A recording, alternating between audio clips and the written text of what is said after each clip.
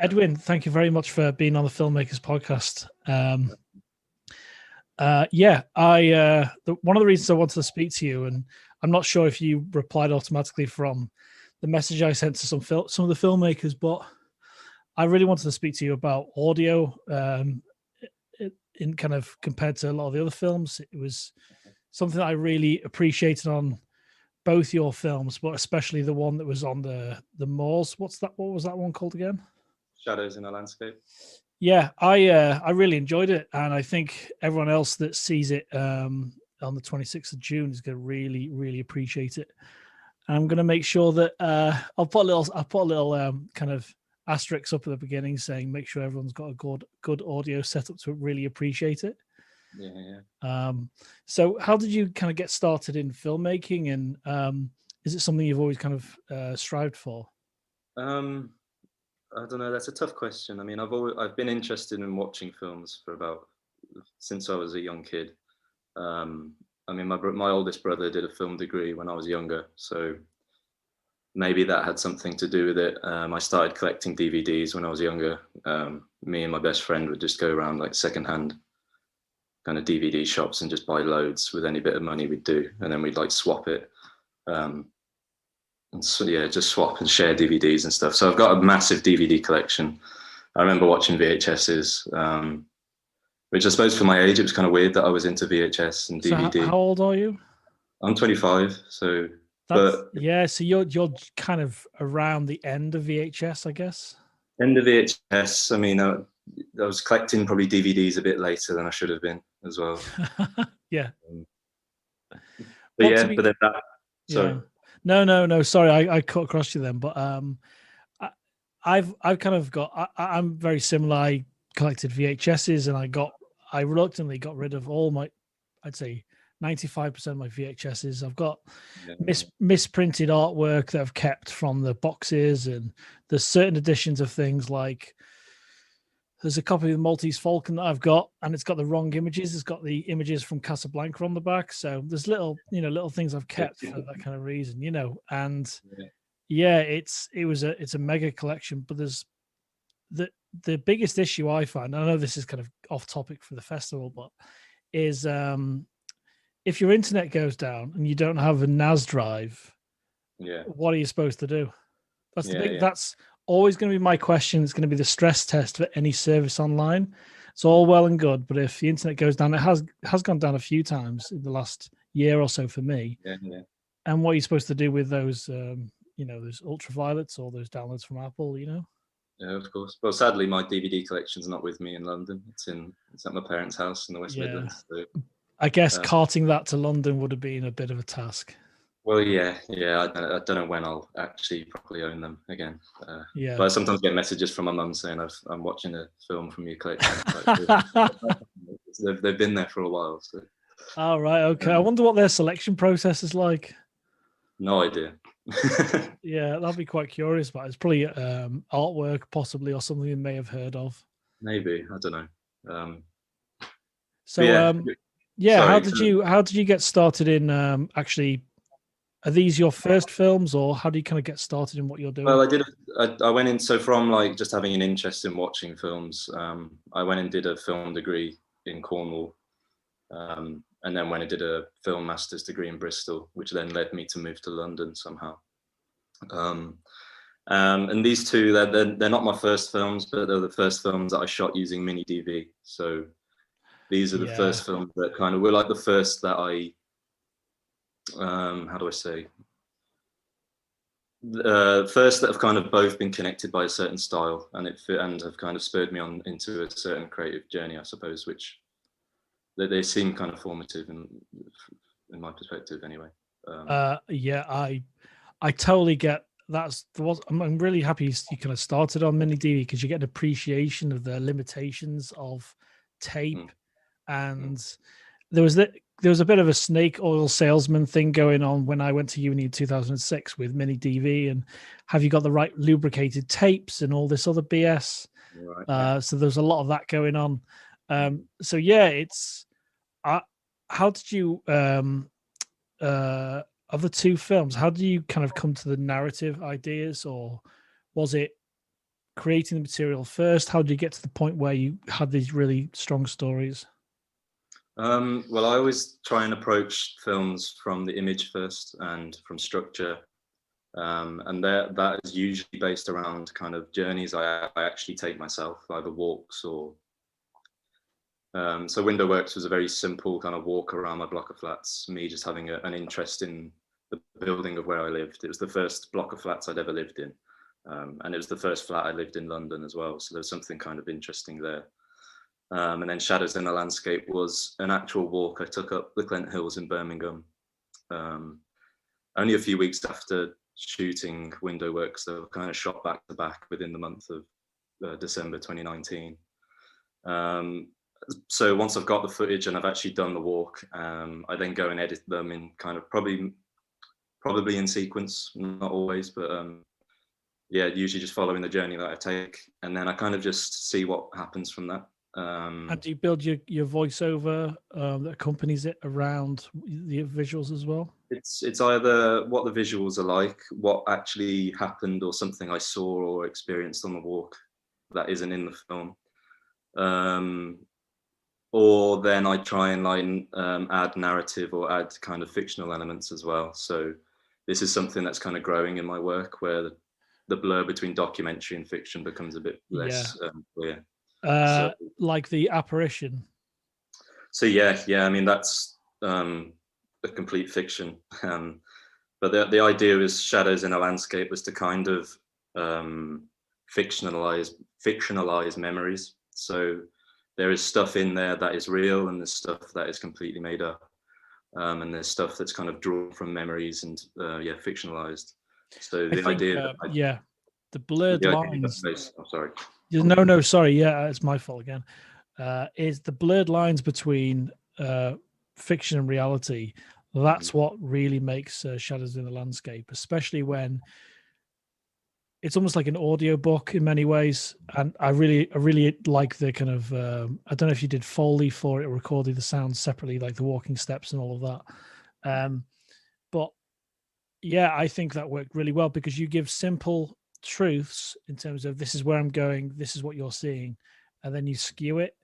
And that's why I really appreciated with that. And I didn't initially, whenever we get any of these films from all over the world, we don't know what we're going to get, in terms of not quality, but to story and perspective and that kind of thing. So the first thing I noticed, I really liked, it felt like a Lowry painting in many ways, in terms of kind of the Manchester kind of coal. And I really, really liked how you used the black and white. I thought that was really, really, really nice idea. Felt like a bygone era in many ways. And yeah, I as soon as you said The Apparition, the music was leaning the right way, and I thought it was really, really good. And there was the thing I really appreciate was the audio. That was the biggest thing. And there's a TV show on Netflix called The End of the Fucking World, and they have an amazing, the way they record the voiceovers for the story and for the cast is really, really great. And this sounded like that. Oh wow! So yeah, if you have a look at that, you'll see it was kind of really connected with me, because it was like a step up in quality almost. So yeah, plaudits to you for the audio work. Well, I mean, the voiceover was recorded under a table under my bed duvet in my bedroom. Okay, so anyone watching, to record great audio, listen to what Edwin's just said, and you can't go wrong. What kind of mic did you use? I can't remember the name of it. Sorry. Oh, that's fine. Was it a professional mic or? Yeah. I mean, yeah. It's. I didn't have it for Window Works, but I bought it since. Yeah, honestly, I think it's a kind of a standout in audio, and that's something we didn't celebrate enough last year, even though we had great films with great audio. I wanted to kind of say thanks for submitting the film, because I really enjoyed it. A few times I watched it, and I know the judges all see it, and they'll really appreciate it as well, because it's something that gets left by a lot of people that are really starting out. It gets left behind, audio.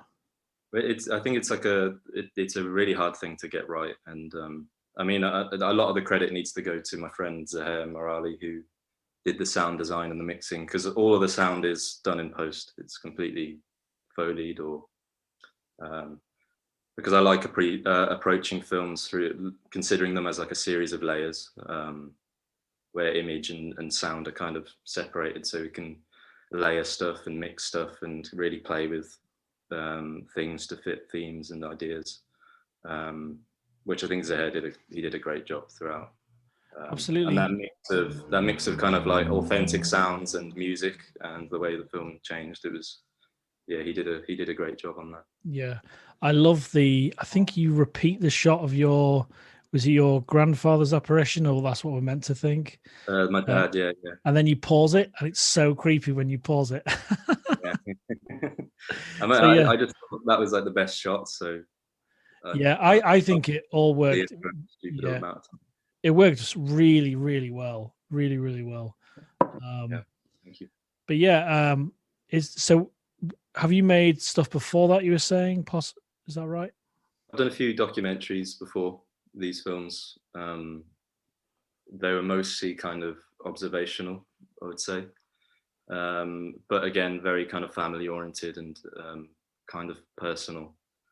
But then I started watching films of Patrick Keeler and John Smith. And these films that are very orientated in the city and London specifically.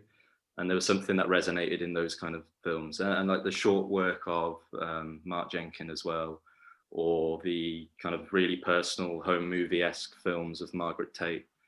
And kind of recently I've been really getting into this kind of cinema that these almost psychogeographic films kind of resonated with me. Just because there's this sense, kind of like I feel kind of a little dislocated being in London because I'm from a very small riverside town. So these films are kind of commenting on that kind of dislocation or the contrast between London and the West Midlands, and this kind of the ideas around identity and home and memory and all that kind of thing. So then with Mini DV as well, being kind of reminiscent of home movies and reminiscent of kind of like the VHS home movies my granddad used to make in the 90s. All of these things kind of tie together to try and make me think about making films in that kind of way. Yeah. Did you approach the handheld nature of what you shot? I'm going to say the Moors. Did you approach it with a handheld in mind? Because obviously you could easily have gone to a tripod.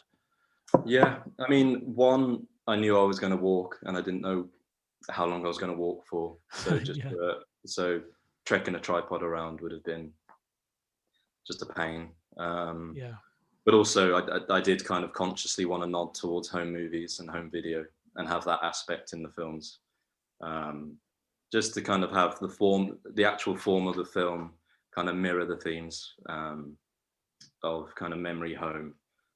And because it's set in the West Midlands and Window Works was set in London, and it was kind of a film about me going back and looking back at the home, or not being able to look back at the home because of the fog or whatever. So I really wanted to kind of mirror in the form of the actual film itself, this home movie, this kind of memory film, that kind of idea. I wanted it to be handheld. Yeah, it worked a treat. And I don't think with the kind of a home movie thing, you don't ever associate a tripod, especially when you have a look at the footage. And kind of a distant memory for me is watching I think it's the intro of the Wonder Years. I think it's like shot on a Super 8 or something like that. And you can easily have gone to a tripod, but it has a real connection. People subconsciously, they know what they're seeing, they understand the kind of the aesthetic, and it definitely lends itself to that, absolutely. And I think the aspect ratio as well, that's a big thing, especially home movie, Super 8 and what you shot it on a Mini DV, it's I think it's all 4:3, up to a certain point. I remember when I first started using a Canon XL1S, and it was like, 16:9, wow, this is amazing, and you just think that's going to be better, but for storytelling it doesn't matter. Like some big TV shows or huge movies like the Zack Schneider, what he's done is he's kind of brought it back to more of a square of 4:3 or 133 by 1, and Yeah, it really kind of works. Really works. yeah. What are you working on at the moment? So I'm currently in post-production of 2 new films. One is called The New River, which is kind of taking what Shadows and Landscape did, but a bit further. It's another psychogeographic, voiceover heavy film set along the 28-mile riverside path of the New River in North London. And the idea of that film is for me to just push fiction even further. So instead of myself playing a kind of fictionalized version of myself, I'm actually going to be playing a character, or an even more fictionalized version of myself. Like a person on the run from the West Midlands because of committing a crime has ended up at the New River in London. But then the river itself and the walk along it kind of reminds him of his own river in his hometown and the floods that are happening there.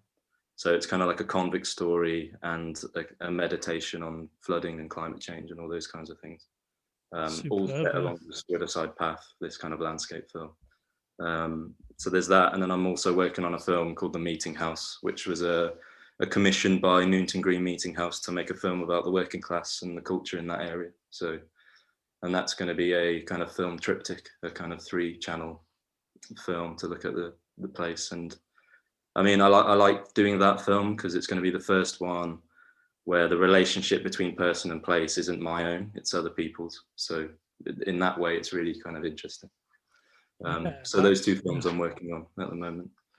That sounds great, and I don't know if you have, but I would absolutely be submitting everything you do to festivals, especially these last 2, because they're going to be appreciated in so many different ways. This is the first year; it's our second year now.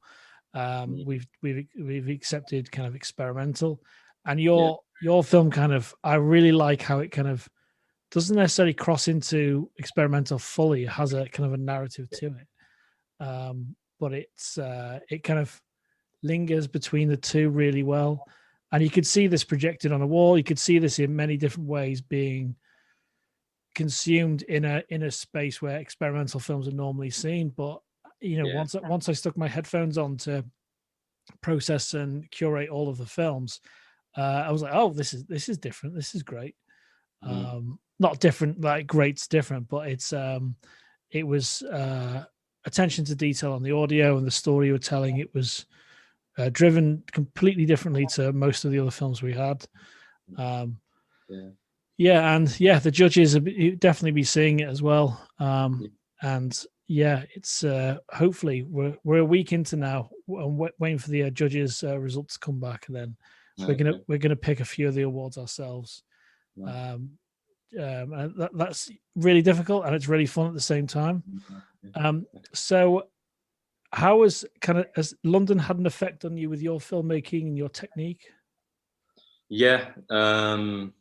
As I say, I think a lot of the films that I'm making now are kind of exploring the contrast between London and my hometown in Worcestershire, just because I think for a lot of my life I'd lived in small towns, and London's obviously so completely different, and my hometown is so kind of unchanged and untouched for years, and that contrasts London's kind of ever-changing, constant evolving nature. So it's not that I don't like London. I find a lot of it really interesting, but it's also even more interesting just because of how different it is to where I'm used to. So this idea about making films about being a West Midlands, somebody from the West Midlands living in London, and the contrast between small kind of rural West Midland towns and the capital city has definitely kind of driven my work. I think with Window Works, when I made Window Works, which is about the block of flats I lived in first in London, I didn't really have an idea what that film was going to be. I think I shot it as kind of test footage just to see what the camera was going to be like. And then I edited it, and then I added a voiceover about a little journey around it and kind of ruminations or little kind of self-reflections about the area. But then when I kind of watched it, I then reflected and kind of liked how it unconsciously explored place and memory and family and those kinds of things. So that when it came about to editing Shadows in a Landscape, those ideas were kind of ingrained, and I wanted to explore them more consciously in that film. So then I think onto the next films, I'm doing it even more, where I'm consciously trying to explore these ideas, and things are kind of progressing in that way. And with each film, there'll be something I unconsciously didn't realize was there or didn't plan to do. And then in the next film, I'll consciously try and do it and explore it even more. So I feel like that's how this creative process is going. And It's quite so, yeah. it's quite organic, and I really like that. It's quite refreshing, really, because it's, you know, everyone thinks, right, I have to have everything worked out straight away, have to storyboard everything, I have to write the whole script. Yeah, but it just comes from my kind of dislike for script writing, and Yeah, me too. yeah, I think it was one of my favorite filmmakers is Peter Greenaway, who he always talks about how he hates script writers and how he doesn't understand how cinema is this kind of text-based medium when it's like such a raw image-based medium. Yeah. So I kind of attuned with that idea, and having seen filmmakers like, as I said, Margaret Tate, or my favorite filmmaker is Derek Jarman, and there's this kind of organic image first, kind of structure first thing in their films, that kind of resonated with me. So I think that's why so far I've liked making these kind of journey movies or these portrait films, just because the act of going out and filming, there is a very set structure already there, because I've done a walk, or, you know, for the new river that I'm editing at the moment, you know, the structure's laid bare. It starts at where the river starts and ends at where it ends. So then it's a matter of just seeing how a narrative can fit in. So I think my filmmaking is kind of like narrative driven by images. You know, image and film form is key for me, I think. So with the kind of ever-changing script or narrative or idea, can you sometimes pick up on a visual cue or something that happens on a particular shot or the end of a shot? They'll actually almost take the narrative in a completely different way, and you'll come up with a different idea. Yeah, I mean, just going back to Shadows in a Landscape, I mean, that film changed a lot. The whole nature of making that film, I went to the Clent Hills to make almost like this picturesque, beautiful, wordless film, just to kind of like, oh, I'm back in the West Midlands, let's make like a really picturesque, beautiful film. And when I got there, I was just so stupid. It was like, I think it was the 28th of December. It was just after Christmas. And I got there, and obviously it was raining, and obviously it was foggy, and obviously there was loads of people there. And I didn't plan for any of that, and it was really annoying. So for a large part of the shoot, I was just really angry with myself. But then luckily my camera, the monitor shows everything in color, but the viewfinder shows it in black and white.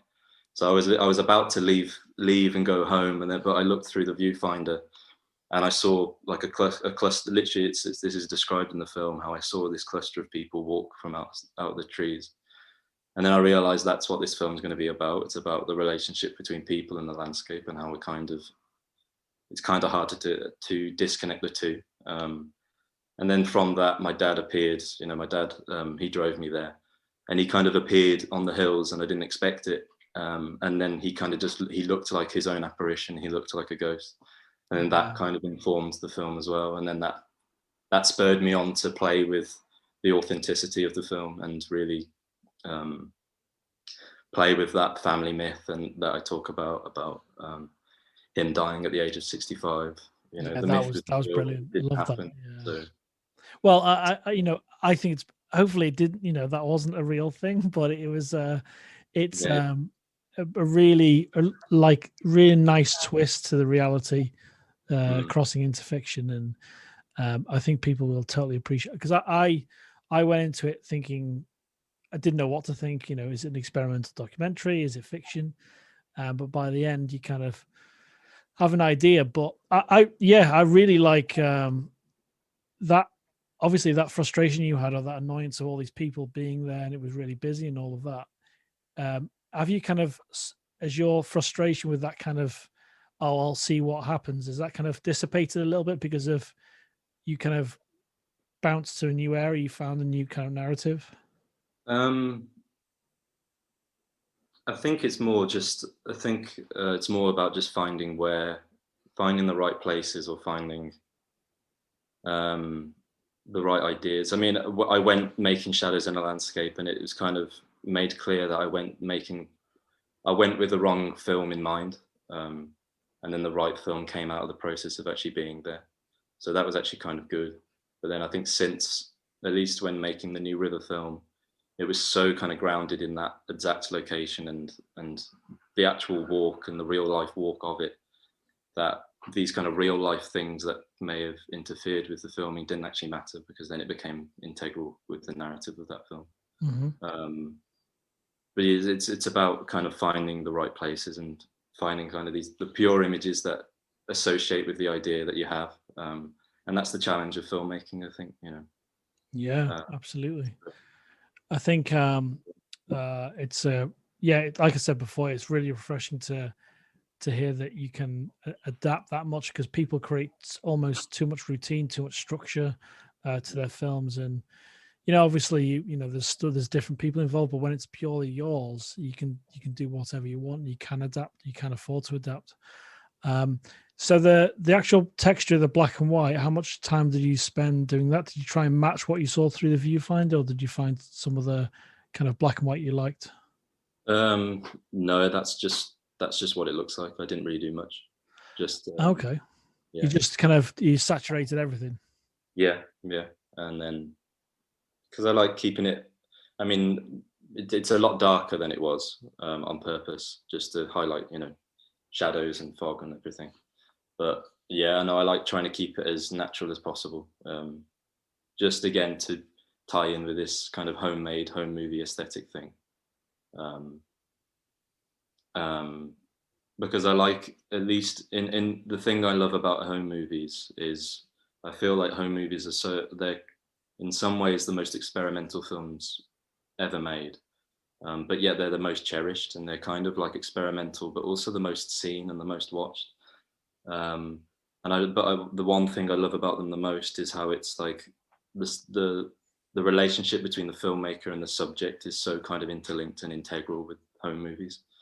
So I kind of try and translate that into the kind of documentary narrative films that I'm making.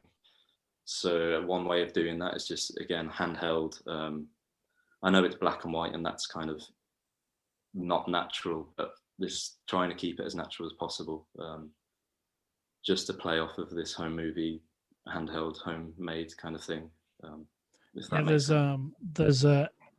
absolutely does. And it, like the shot of your dad that appears almost out of nowhere, like you say, you wouldn't have had that unless that relationship was already there. If it was someone else, they may have just walked straight past you.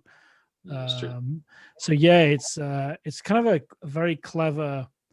There's a very kind of clever sense of control with that. If you approach it from a home movie aspect, people are more. If they're not if they're not an actor, they're going to perform differently. Because if you give away too much about what you're trying to do, you have some of the story in mind, they're going to start acting completely differently. Because as soon as you turn a camera, when you point a camera at someone, some people act naturally, some people just freak out. So yeah, it's really nice really different to see that kind of approaching it the home movie way. And I'm quite fascinated to see what your next your film's going to be, considering you're going to put more fiction in as well. That's quite interesting. Yeah. I mean, in the New River, imagistically, it's going to be, I think, very similar. It's just through voiceover, adding a bit more narrative, because the goal is to get to make narrative films, like straight up narrative films. I think that's what I wanted to do.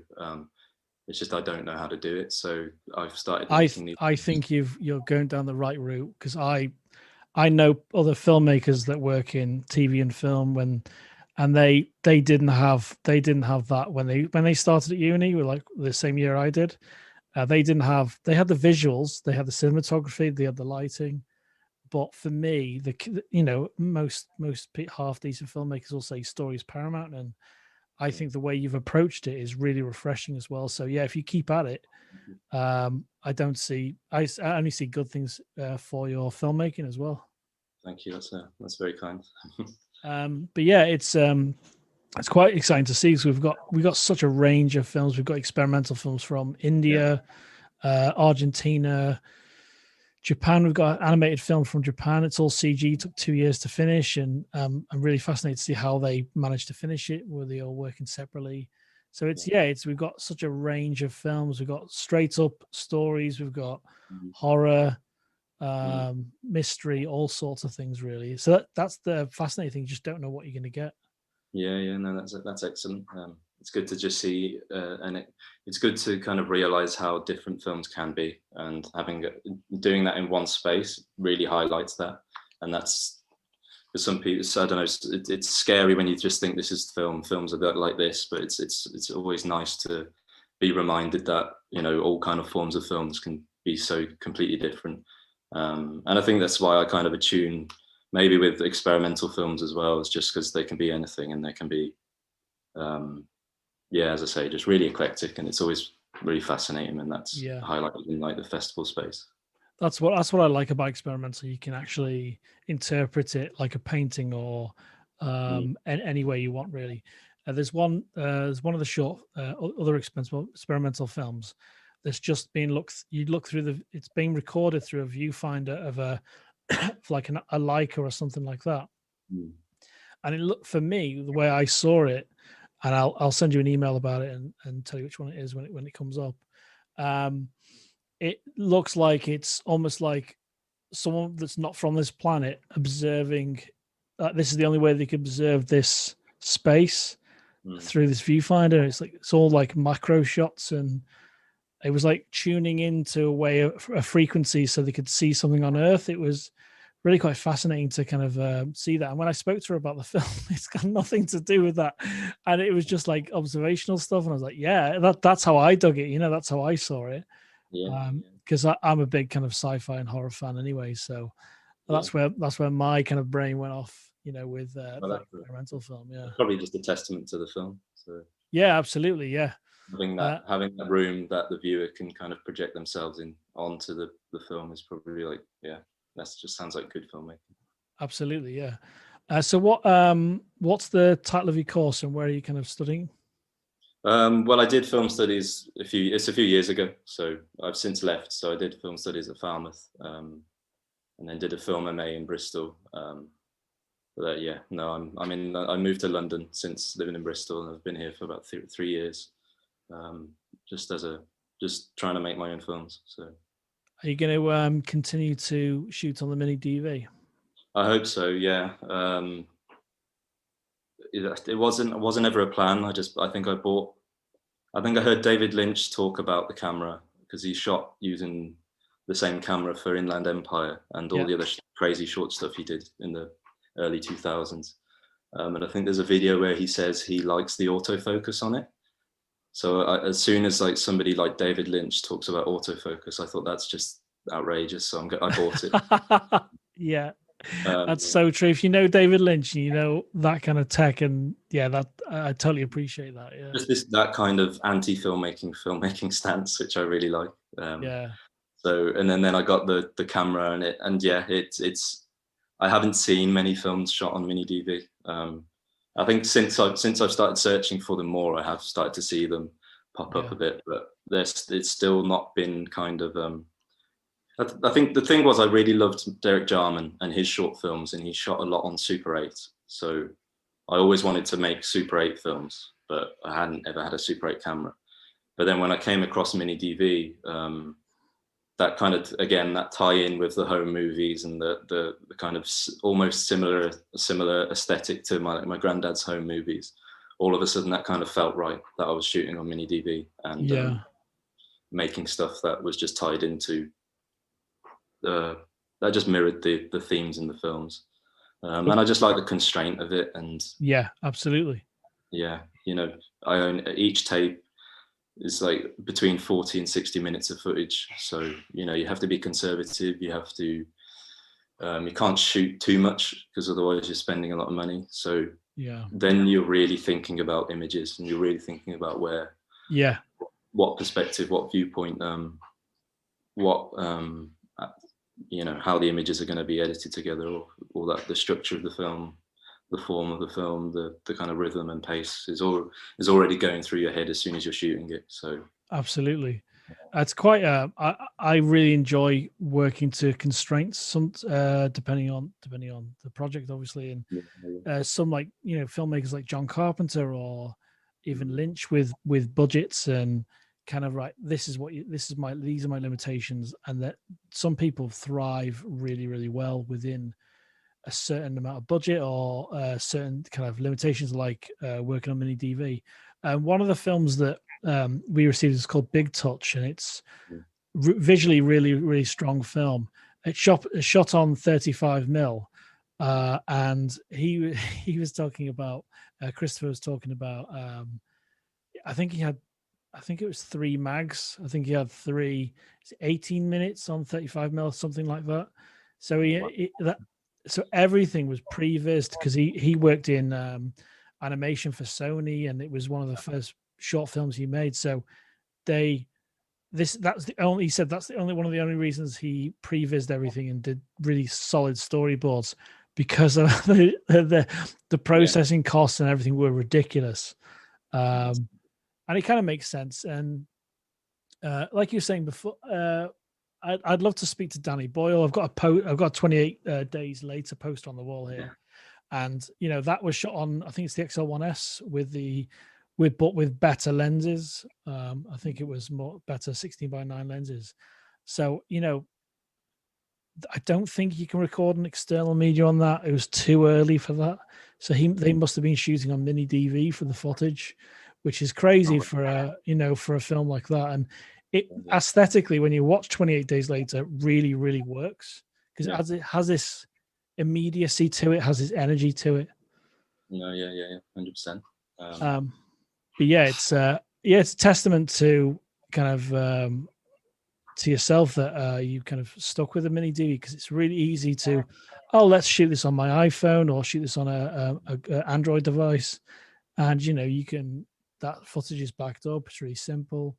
I kind of like having limitations. Like I've got it down here somewhere. I think it's a DV. What is it? JVC, like a DVC 150 or whatever. I can't remember the model now. I've had it for years, since 2005. And the university I went to in Manchester, the film production course I went to, they were getting rid of them, even though they were really expensive at the time. And I haven't found a project to use it on yet. But I think it's 4:3. I don't think it's 16:9. And it has wide angle lenses, it has separate lenses that screw on these big heavy glass lenses. Yeah, that's cool. It's exciting. Like I've always been excited about making a project with it, but I've never figured it out yet. And so it's thanks to you. I'll figure something out. And just got to. I mean, I didn't really know how to use it at first, and it was like I shot loads of footage before even starting making films with this camera, just because I didn't know what it was going to look like. I didn't know how I was going to handle it. I didn't know how it was going to work. And it was over after, like, I had to waste a few tapes before I realized until I had like this relationship with the actual way I could use the camera. And then the window works kind of came out of that, and then Shadows in a Landscape came from that. I mean, Shadows in a Landscape, I only actually shot about 25 minutes of footage, and then managed to I think I'd pretty much used every shot I shot in the final film, obviously edited down, but I don't think there was much wasted. I'd only not use something if unless there was something integrally wrong with the shot. If it was just, I don't know, my finger was in front of it or something, I wouldn't use it then. But that's the kind of that's the kind of thing I love about it, is there's no second take really. So I can't wait to work with actors, to be honest, because I'm going to have to tell them you've got they're going to really appreciate it. When you work with actors, do you think you're going to do a lot of say we're talking 2 or 3 years down the line, you've got possibly a small budget or something like that, do you think you'll be doing more rehearsals based on how you want to shoot it? No, I don't think so. I think the way, because I'm planning hopefully a fiction film that I'll hopefully shoot either the end of this year or the start of next, which will have actors, and it will be more fiction. But again, it will be like a journey thing. I think I hope to I like to think that what I'm going to do is just, you know, watch films with them, talk about the influences, but then again have this kind of immediate, almost home movie thing going on. So, you know, if you over rehearse something, you kind of iron out the kind of immediacy and the authenticity of, and little magic moments that might happen as well, like little, you know, yeah. stumbles, or, you know. I'm not going to write a script, so the actual story won't be. I'll know kind of the key points, but I'm not going to know what's actually going to be in the scenes. So it's going to be a lot of. It's not going to have much dialogue, so it's going to be a lot of trying to grasp a relationship between the characters and the landscapes, doing what Shadows on a Landscape's doing what the New River's going to be doing, but in a much more fictional space, which I hope will be interesting, and I hope it will be different, but not different enough to completely be disconnected from the films I've already done. Because I think that's what I like about at least the films I'm making at the moment, is they're all almost interconnected, and they're all kind of like, they kind of bounce off of one another a little bit, you know, which I really like about making films. I think that's kind of one of the key things why I do it, is just seeing this kind of progression, seeing how things build and build off of one another. That's just really interesting to me. So, are you going to share those notes that you have for the kind of rough notes you have for the structure? You're going to share those with the actors? No, probably not. We'll see. I haven't really thought about it too much yet. I want to get the next two films edited and done, and then I'll start thinking about it much more. Yeah, because I think the fiction film's definitely going to be, you know, it's going to be landscapes or place orientated first. It's that idea of approaching films from the viewpoint of the image first, like image, like structure. It's a journey, so structure is already done, and then it's all about image, and then story is going to come. Story or narrative comes from images. Story second, from, you know, story is a byproduct of the images, which I think, so hopefully it'll be an interesting film to shoot with actors. I think you kind of you're still holding story in high regard, but it's discovered at a different point, and that's really fascinating. So I think the story's still very important for you, but it's like found at a different point, like Shadows in the Landscape. What you just reminded me of Sergio Leone's film Once Upon a Time in the West, which the music was written before the feature film was even shot, that can only have informed what Leone was doing, having Ennio's music. And that's on the, you know, the grandest scale you can be, you know, in terms of cinema. So yeah, it definitely can work. Studios might disagree with you, but it's but that's the kind of, like you were saying before about, it was, what did you say the filmmaker said about the words? It's a script medium. It's almost like a word. Peter Greenaway, yeah. It's a really interesting comment on filmmaking. And it's so true, because everything's so pre-rehearsed, you know, like this is what's going to happen, especially with anything with special effects. They kind of pre-visit, they do everything beforehand. There's no organic kind of nature to it, really. You know, there's, you know, like when you see a fight scene in, say, even an episode of The Sopranos, or you can build in reality, or kind of, you know, you can do that if you're very, very clever. But the biggest budget films, or obviously you just know going into the film that everything's pre-organized, and this is the mark, this is where you need to fall, all of that. So it's nice it's kind of refreshing. I really like your approach, because it's and I think the actors will appreciate that, and they'll yeah. But yeah, if you show them your films and you kind of talk them through your process and how you work, I think if they get on board, you'll get some really nice results out of it. Are you planning to do any recording of their voices or voiceovers or anything like that for that? It won't be voiceovers. I think if there's any dialogue, it would just be done in post. I really like the kind of old Italian films where you know, all the sound and all the voices is done afterwards. So Yeah. to hear the sound of the footsteps, but it doesn't quite match. And Yeah. maybe that was like, you know, that they've done something badly. But for me, there's just something kind of, again, it's that idea of playing with authenticity, not really knowing this weird kind of blur between documentary and fiction, which just kind of really resonates with me in that. Um, so yeah, so any kind of voice thing, it would, yeah, it'll be done in post. Yeah, because you'll get Just some. again, sorry, just again like that. It's that idea of thinking about filmmaking as in a series of layers. So, you know, already got the structure going at the film from the perspective of the image, and then sound afterwards, and just allowing, also just allowing the whoever's going to do the sound design, allowing them just a bit more freedom and a bit more kind of control, which then gives the film a bit more control, and you can really try and start tapping into themes and ideas and concepts, and really bending it throughout the film, which, yeah, as you say, Shadows in the Landscape does. It starts as a kind of landscape film, and the sound kind of marries that a little bit. But then as soon as it becomes this ghost story, the kind of authentic sound is kind of turns into music a bit more. So then there's this a little bit, yeah, it's again, it's that just that play with authenticity, which I just like about making films. I just want to say I'm not trying to slam this kind of script writing way of making stuff. It's just that's not how I like to work, or how I think I can work. It just doesn't quite compute with me.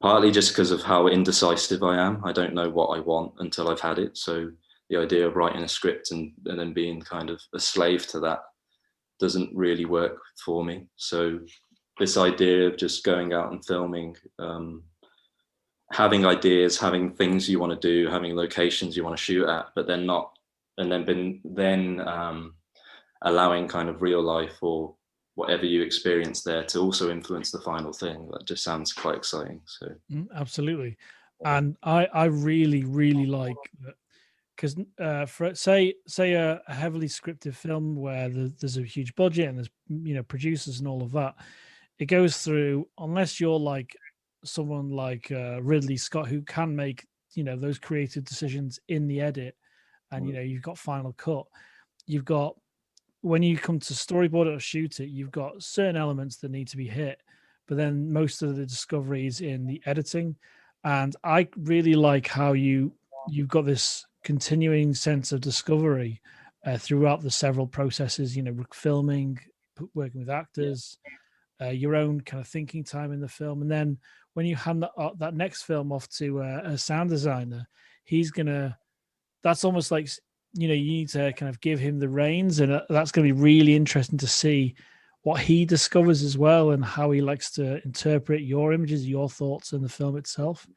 So it's ever changing. It's kind of like Mothra, you know, that the kind of the sense of change. You'll end up with the film at the end. You know, the film. You know, once you're decided this is it, that's the only real time you'll see the final thing. And yeah, it's really quite interesting methodology and way to approach it. But I really dig it, and I think what you discovered with Shadows in the Landscape in particular was really nice. And yeah, from a technical point of view, really great filmmaking. And yeah, it's, most of the films we've received are like you say, you know, there's nothing wrong with structured, but that's your preferred style, is that kind of discovery almost at every single point. So yeah, Edwin, thank you very much for submitting your two films. No, thanks. Thanks for chatting, and then thanks for just showing both of them as well. This is going to be the first festival where Window Works and Shadows of the Landscape will play together, which is just because they were shot so close together and then kind of edited back to back. I don't know. For me anyway, it's hard to disconnect the two of them, even though they're kind of vastly different kind of films. I think they're kind of interconnected more than perhaps what my next film will be. Would you say they're better viewed back to back? Probably not. I mean, no. I don't know. I don't think it really matters, but hopefully there'll be some kind of there's something comparative about them, I think. But Yeah. that goes beyond that. They're just both made by me, and they've both got my voice in it. But yeah, no, they're just the making of those two films, and how kind of quickly I shot them both back to back, as I said, within the same month, and then edited Window Works, and then edited Shadows in the Landscape. It was the process of making those two films. They were both in my mind at the same time. So Oh, that's very cool, man. yeah. One thing before you go, before I let go, is that you'll end up with, if you continue in terms of approaching all of these films in the same style, you'll have a really interesting bank of shorts, but you'll also have an interesting bank of footage that it's very difficult for me personally to go back to previous projects and to almost trawl through the projects and the footage and tapes, which I still have from 2006. But you'll have this possible tapestry you can weave together into something bigger, or maybe something that works narratively with elements from each of the films. So there's that task possibly in the future. I hope that comes about. I've always liked the idea of reusing footage, or using previously unused footage in something else. I've never really been able to do it yet, or find space for them. I think maybe it could become this. They could make films that are much more self-reflective, or kind of films that comment on the films that they didn't make, or that the footage didn't make, into the final cut or something. But I don't know. Yeah, it will be exciting because as well, these films are going to track kind of where I've been and the different locations and the different places, and they'll do that through images rather than just through my voice and narrative, which sounds kind of exciting as well. Yeah, absolutely.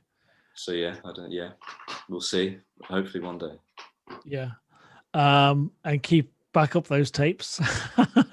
Yeah, but no. Because I know your pain. It's so nice to speak to someone that's shot on deep MIDI DV as well. Because I'm a year away from being 40, or 2 years away from being 40. Sorry, and that's how I started. I started on MIDI DV. I shot on Super 8 as well as a project, kind of in a similar approach to you in terms of, I'm picking this medium. This is working for me. I was doing that with Super 8 many years ago. But yeah, I know the pain. I know the pain of mini DV and tapes and rec tapes and all sorts. So yeah, especially when you work with those actors, back that footage up as soon as you can. And hopefully the tape won't be dirty or something. Yeah. Well, if you get the image back, maybe there's something corrupt about it that you can use. That's how I see you interpreting an issue with a tape. So I think that's that. You got to, if you can see if you see the green shoots in things that go badly, wrong, then there's only good things to be had from that. But yeah, thank you very much, Edwin. It's been an absolute pleasure talking to you about your films, mate. Yeah, no, this has been great. Yeah, no, I always enjoy any kind of film chat. So thanks for having me. Anytime. And you'll probably starting tomorrow, you'll see more and more updates about where the festivals are, how the films are being used, and I'm not sure whether we're going to put obviously a mega edit with all the officially selected films together for the non-live event on the Saturday, 26th of June, and I think I'll have a run list, a run through, like a breakdown of how the films are going to be layered. So you'll see your name will obviously appear twice, and then you'll see all the other films. And yeah, it's going to be really interesting because we've got one or two seriously dark films from Twisted Minds, but in a really creative way. So it's going to be fascinating to see that up against a really pleasant animated film or something. So that's going to be. It's going to be fun. So yeah, it should be fun. But yeah, thank you, Edwin, and I'll keep in touch, mate. Oh, yes, good. One last thing. Can you send me a preferred photograph of yourself for the little posters we put out? And sure, I'll do that. But yeah, if you send that on email or even on a DM on Instagram's absolutely fine. Yeah, we'll do. Cool. All right. Stay safe, mate, and take it easy. See you soon. Thank you. Bye. Bye-bye. Bye.